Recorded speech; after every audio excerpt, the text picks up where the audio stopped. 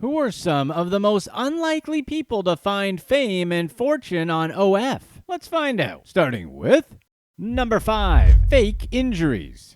Chloe Welsh, who's from the UK, found a unique way to make a living with her OF. After breaking her feet in an accident years ago, Chloe faced financial difficulties and was forced to sell her house. However, during the lockdown in 2020, she discovered a lucrative opportunity on OF. Chloe began creating content that involved her pretending to have broken legs and wearing leg casts, about $6,500 a month. Chloe's journey into this niche market began with an unusual request from a follower on her OF. Having experienced real leg casts before, she thought, why not? And decided to give it a try. She now spends hours crafting her own casts from plaster of Paris and caters to various requests from her loyal fans. Chloe even got some crutches to enhance the authenticity of her content. Despite the challenges of making and removing the casts, Chloe found that the financial rewards were worth the effort. The demand for Chloe's content has grown, with followers asking for more and more elaborate scenarios. She's received requests to wear a neck and leg cast simultaneously and even considered a full body cast for a significant fee. Chloe also mentioned a fan's request for her to have all her limbs in casts while wearing a fake pregnancy belly and sitting in a wheelchair. Before venturing onto OF, Chloe spent 13 years in the modeling industry. However, her current earnings far surpass her previous income. In addition to the cast-related content, Chloe has found a particularly profitable niche by wearing stockings, tights, and pantyhose. This segment alone brings in an impressive $52,000 a month. Chloe feels like this niche market allows her to continue making substantial money indefinitely. Chloe is also open-minded about the requests she receives. She's been asked to perform various unusual acts, including being chained to a chair and tickled. Chloe feels that the older she gets, the easier it becomes to make money in this industry, especially with the MILF niche gaining popularity. She's confident that she wouldn't be able to earn this kind of money in a traditional job and plans to continue her unique brand of adult content for as long as it remains profitable. We guess you could say that this is definitely a different kind of casting call. We'll leave now. Number 4, the former cop. Zachary Samuel Maidment, a former cop, wound up in quite a situation. At a party in a penthouse suite at the Gold Coast Star Casino, he was accused of being involved with some nose beers. This party wasn't just any celebration, it was his birthday, and he was there with his ex-fiancée, Tyana Hansen, a Playboy cover model. Things took a wild turn at the bash when Maidment was allegedly caught on video cutting up some nose beers. According to the footage, Hansen was seen indulging in nose beers off another woman's body, and Maidment didn't just watch, he joined in, asking others to partake as well. So Maidment wound up facing serious charges, including possession and supplying nose beers. After the incident, Maidment's life took an unexpected turn. He and Hansen, despite their past, decided to team up again, not for another party, but to create content for OF. They branded themselves as the couple of exes you've been waiting for and started producing explicit material for the subscription-based platform. Hansen, who had already been successful on OF with a 6-figure income, was thrilled about this new venture. She shared their excitement on her Instagram, where she has a sizable following. They even filmed some content in the same penthouse suite where the infamous party took place. In just 24 hours, their collaboration brought in tens of thousands of dollars. Hansen expressed how freeing this experience was for both of them, especially for Maidment, who had been under strict control while he was a police officer. Now they had the chance to be themselves and share that freedom with their audience. How lovely. Maidment ultimately pleaded guilty to his charges for his actions and was hit with a 12-month suspended sentence. Maidment's lawyer also said that he had stopped using nose beers and he was remorseful for his actions. Do you believe that line? Number 3, the former nutritionist. Nutritionist Dr. Giovanna Isabel Ortega was living a double life. She worked for the Mexican medical company Isticali by day, but by night she was known as Dr. Essential on OF. Her secret was exposed when her racy online content started circulating among her colleagues. As a result, Isticali fired her, claiming her second job was inappropriate. Dr. Ortega, who holds a master's degree in clinical nutrition, didn't take this lightly. She decided to sue her former employer for unfair dismissal and loss of wages. Interestingly, her employment contract had no clause forbidding her from having an OF account, giving her a pretty strong case, and local media speculated that she had a good chance of winning that lawsuit. And despite the the controversy, Dr. Ortega turned her misfortune into an opportunity where she now fully embraces her OF persona. Istakali has yet to comment on the situation. However, the case raises an interesting question. Should having an OF account lead to job termination? According to Sophie Campbell Adams, a solicitor from Britain and Time, it's not so straightforward. She says that having an OF account doesn't automatically warrant dismissal, and that employers need to conduct a thorough investigation and consider the employee's contract and any workplace policies. Campbell Adams adds that the nature of the content and its potential impact on the employer's reputation could influence the decision, which, like it or not, makes sense. If the contract allows other forms of employment, there might not be grounds for termination unless specific restrictions apply. The outcome of Dr. Ortega's lawsuit remains to be publicly available as of the release of this video, but it certainly added to the discussion about the boundaries between personal and professional lives. As more people take on side hustles, these questions will likely become more common. Was Dr. Ortega smart to start her OF, even at the cost of a career she worked so hard for? Or should she have just stuck with what she had, since she was hardly struggling? Number 2. The former faker.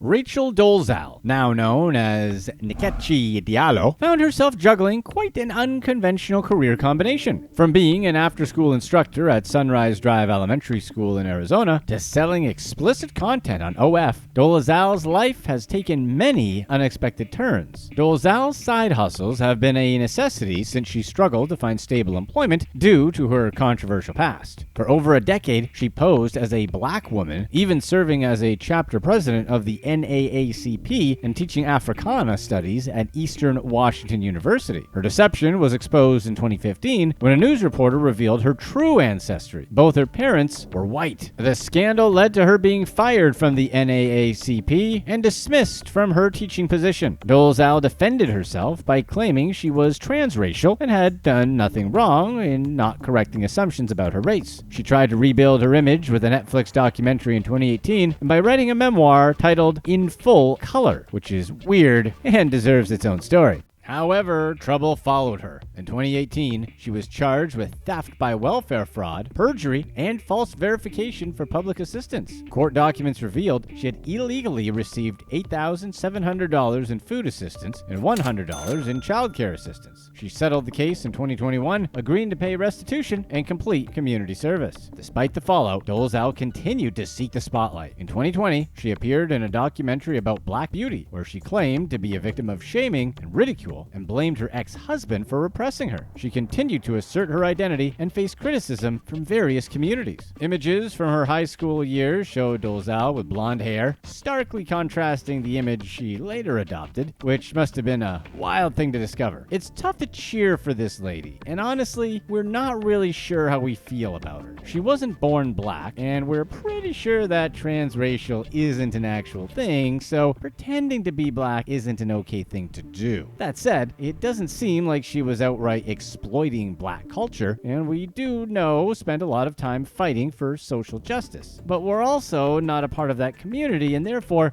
we have no business having an opinion one way or the other. If you're enjoying this video, be sure to stay tuned right here to find out how this dumb couple ratted themselves out. Number 1. The former teacher.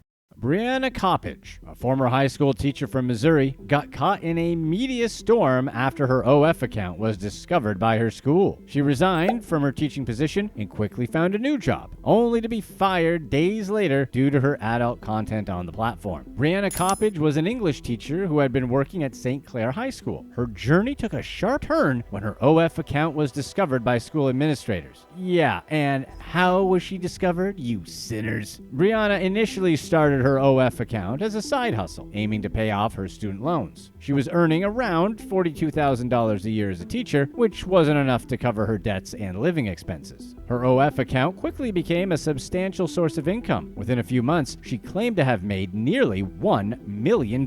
This is a huge jump in earnings from the amount teachers make, particularly in Missouri, which is one of the lowest paying states for educators. Maybe it's just us, but we're still trying to figure out who are the type of guys that would pay for her content. Despite trying to keep her face hidden and using a pseudonym, Brianna's content was eventually linked to her real identity. The discovery was made when someone posted a link to her OnlyFans page in a local Facebook group. The news spread like wildfire, and Brianna was placed on administrative leave before she ultimately decided to resign. Brianna's resignation didn't mark the end of her struggles. She soon found a new job as a community support specialist at Compass Health. However, within just 5 days, her new employer discovered her OF account and claimed she violated their social media policy. Brianna was put on leave and subsequently fired. She expressed her frustration, saying that her employers only did a digital background check after hiring her, which kind of seems like it's on them. Brianna took to social media to cope with her situation, posting humorous videos asking for job recommendations while acknowledging her predicament. She explained that her OF account was a necessity due to her low teaching salary and mounting debt. With her new income, she was able to pay off all her student loans, car loans, and credit card debt. While we generally have no problem with how others make their money as long as it doesn't hurt anyone, we can understand the issues that can come along with having an OF account if you work in professions such as education. There's already enough controversy around teachers these days. There's no reason to add to it, so policies like that make sense. But she claims she's already making millions anyway, which leaves us with the question, if she's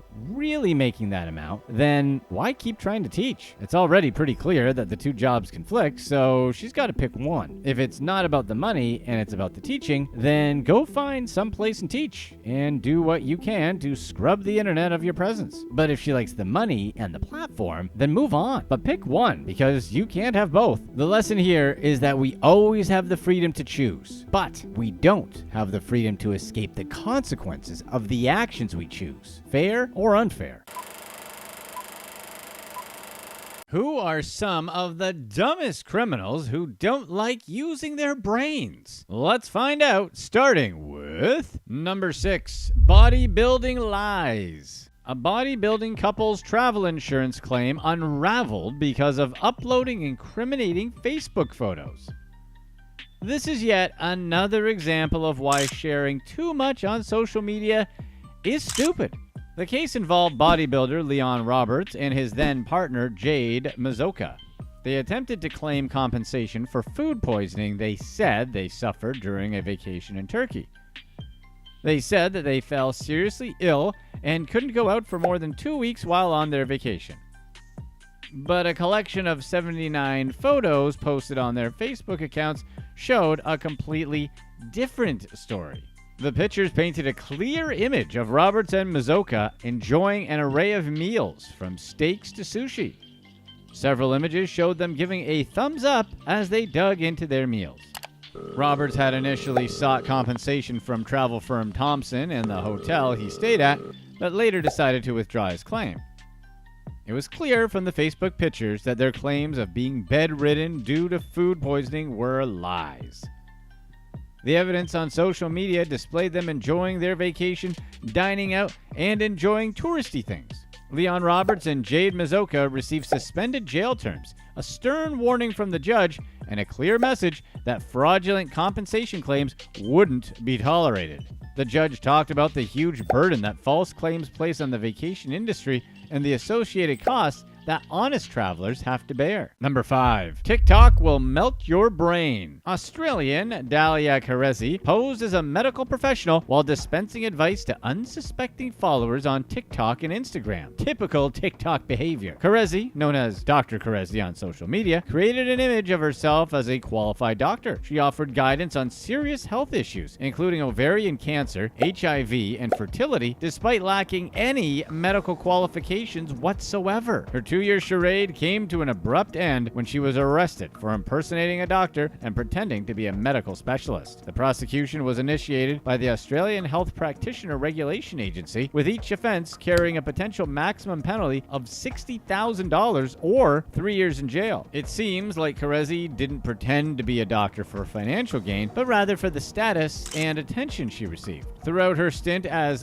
Dr. Carezzi, she gathered a substantial following with 243,000 followers on TikTok and 20,000 on Instagram. However, Carezzi's desperate need for attention ultimately led to the dismantling of her reputation and her community standing. Pretending to be a doctor puts countless individuals who sought accurate and reliable medical advice, putting their health at risk. Granted, if you're getting your medical advice from TikTok, you should probably not do that, because that's very dangerous. The extent of Carezzi's impersonation went beyond her online identity. She claimed to have earned a medical degree, including a MBBS and a Master's of Reproductive Medicine, leading to her securing research positions with NSW Health and the Cancer Institute. Following her arrest, Carezzi expressed deep remorse for her actions in a 1,400-word letter of apology, since people are always the most sorry when they get caught. She explained that her deception began as a small white lie to impress a friend and gradually escalated into a double life. The magistrate sentenced Carezzi to a community corrections order for 2 years and imposed a fine of $13,300. Carezzi's pursuit of status on social media is an example of the dangers of prioritizing online fame over responsible behavior. While some may be enticed by the allure of status, there can be serious and severe consequences. And her nonsense of saying that she just told a white lie once and that spun into her giving advice to people with HIV and fertility. Number 4. Hurting for a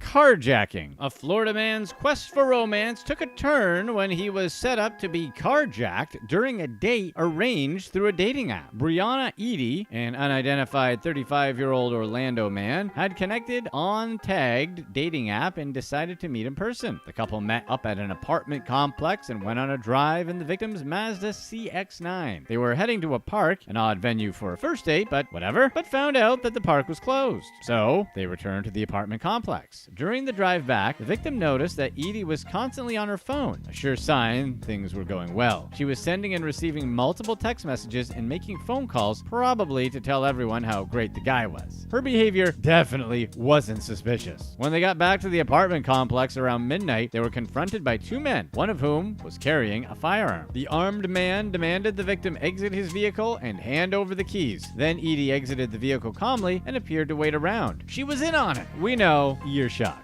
The victim was ordered to lie down on the grass while the 2 men and Edie hopped into his stolen vehicle and drove off together. The victim provided photographs of Edie from the dating app, which led to her identification and subsequent arrest. The thing is, Edie might have avoided getting caught if she had pretended to be a victim herself rather than helping the carjack. Instead, she faced an armed carjacking felony charge and incarceration in the Brevard County Jail. And worst of all, she never found out if there would be a second date.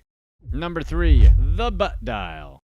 Nathan Tekel-Merriam and Carson Reinhart found themselves behind bars after accidentally butt dialing 911 during an escapade in Fresno, California. The pair was cruising around a local neighborhood, casually discussing their criminal-related activities, when one of them butt dialed emergency services. The dispatcher listened as the duo talked about how much they loved to use illegal substances and couldn't believe his ears as their conversation continued for 40 minutes. However, the plot took an unexpected turn when the talk transitioned from substances to plans of breaking into cars. One of the guys said he was going to need some tools, and he even mentioned the need for a hammer. Not long after that, the dispatcher heard the unmistakable sound of breaking glass. The burglars, obviously completely unaware that they were being broadcasted to the police, celebrated finding prescription bottles inside the car they had broken into. During the call, the alert dispatcher was collecting clues, attempting to figure out the whereabouts of the 2 suspects. Eventually, the police were able to pinpoint their location as they drove away from the crime scene. During the arrest, Tekel-Merriam and Reinhart claimed that they were merely driving a friend home. However, the backseat of their vehicle told a different story, as it was filled with items stolen from the burglarized car. Tekel-Merriam and Reinhart were booked into jail on multiple charges, including burglary, conspiracy to commit a crime, and possession of stolen property. What's the craziest thing you've ever heard when you've been butt dialed? Tell us about it in the comments.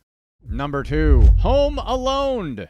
On a chilly Christmas morning in Gainesville, Georgia, a robber reenacted a scene from the classic movie Home Alone. Luis Bacho Ordonez decided to rob a local business on this festive day. Hiding behind the business, he brandished a firearm and demanded cash from an employee who was coming out of the building around 1 a.m. on Christmas morning. But Luis's ill-fated heist took an unexpected trip. As he attempted to make his escape, he slipped on a patch of ice and fell flat on his back. His mishap bore a striking resemblance to the famous scene from Home Alone, where one of the burglars, Marv, slips on ice while attempting to break into the McAllister's house. Responding to the incident, local EMS treated Luis's injuries, and he found himself being taken into custody and transported to the Hall County Jail. Luckily, the peculiar episode ended without anyone being harmed, and the attempted robber's grand scheme was thwarted by a patch of ice. Number 1. Facebook Diaries. Even though this is an older story, it's still too good to not highlight. Two thieves in the UK, Jonathan Dugan and Matthew Murphy, managed to land themselves behind bars for 9 years because of their own blatant self-incrimination on Facebook. The duo embarked on a 7-month spree of thefts and robberies, which included the theft of high-performance cars, motorcycles, and bottles of champagne from various victims all over the UK. Their criminal escapades came to an end not through meticulous police work or elaborate investigations, but rather because of their overwhelming desire to show off their loot on Facebook. The pair stupidly posted near 50 images on Facebook, with each photo offering undeniable proof of their crimes. Bragging about everything they stole left behind a treasure trove of incriminating evidence. Acting on a tip from one of the victims, the former owner of a KTM motorbike, police needed a little more than a few clicks to uncover all the evidence they needed. After a court hearing, Jonathan Dugan and Matthew Murphy were both sentenced to 9 years and 4 months in prison. The lesson here is pretty obvious. Social media is not the platform for bragging about your criminal achievements. While this story isn't recent, it still serves as a reminder of the amazingly stupid ways in which people incriminate themselves. So if you ever plan on ripping off a bunch of people, probably don't brag about it on one of the most popular social media outlets. Click to watch one of these next videos. Let us know in the comments section what you'd rather have, a Cybertruck or any other truck.